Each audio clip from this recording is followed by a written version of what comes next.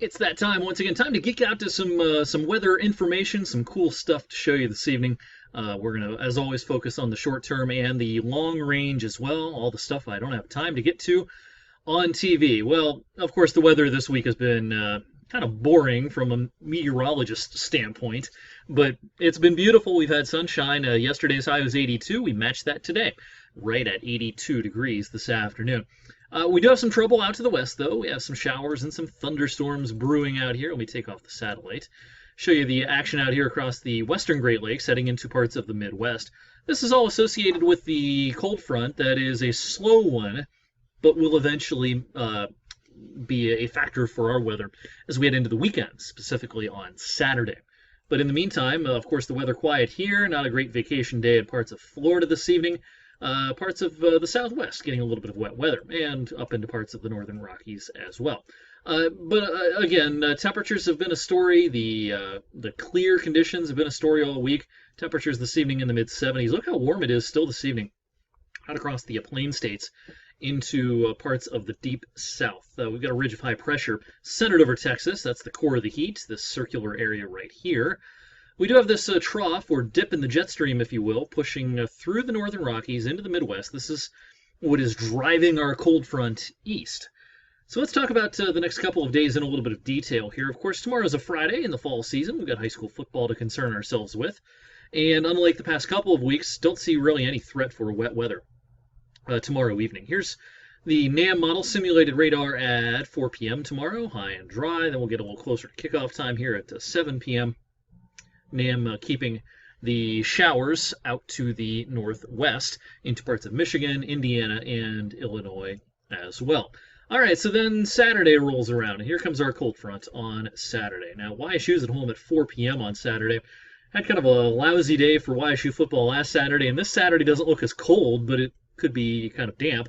So here's the NAM model timing of things early in the afternoon on Saturday.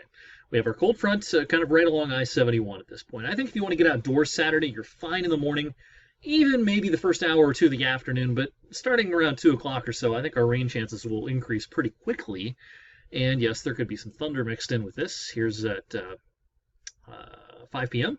Some showers, maybe some thunder around, and then a lot of this will start to push away as we go into the evening, say past 8 p.m. So I mentioned there could be some thunder around here on Friday. Let's take a look at the instability parameter here. This is what we call CAPE, convective available potential energy, a measure of how efficiently the air parcels can rise high enough to lead to some storms.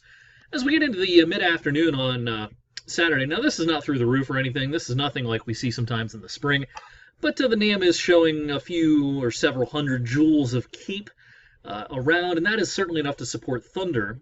Not a real good situation, not a real good setup for severe weather. Now, the Storm Prediction Center on Saturday does have a dark green area here. That's the marginal risk, one of the lower end risks for severe weather, and this covers eastern Indiana, southeast Michigan, northwest Ohio, and then getting into parts of northern Ohio as well. And technically, it cuts off in the far northwestern part of our viewing area. So I think the severe weather chances, and what we mean by severe weather, damaging winds or large hail, real low Saturday. But could you have some lightning and some thunder? Absolutely, and any time there's lightning, that is a dangerous situation. That includes at the YSU game on Saturday. So Candace will have you covered Saturday afternoon, keeping you up to date on any threatening weather out there as we go into the first half of the weekend. All right, back to as far as precipitation goes for the weekend. Again, once we're done with this Saturday evening, we're done with it for a while. Here's a look at Sunday's map. Nice bubble of high pressure building in from the north and west. That high pressure zone will give us a beautiful but cooler day on Sunday. Temperature Sunday, this is morning temperatures in the 50s. The GFS by the end of the afternoon has us only in the upper 60s. Our forecast high is 69 degrees, so I think we're kind of in the ballpark there. A very pleasant autumn day, but definitely a different feel to the air on Sunday as compared to Saturday. All right, next week. Models have been giving us some challenges next week. I think that there's going to be this low that kind of cuts off down across the southeast, and something what we call an inverted trough. Usually you think of a dip that kind of goes from north to south. This is more of an inverted situation. Notice the bend in the isobars here, kind of opposite of what you usually see in a trough situation. But anyway, this inverted trough will try to draw some moisture north. Yesterday we inserted a small chance for rain Tuesday into the 7-day forecast. I've removed it today because the models have shied away from that idea. Looks like this moisture is going to try to pool along the spine of the Appalachians, but have a hard time making it to the north and west. So we've got a mostly dry forecast coming up for next week. Looks like a pretty tranquil week. Here's the 16-day temperature trend on the GFS ensemble. Not a very cool pattern at all. By the end of September, our average highs are in the mid-60s.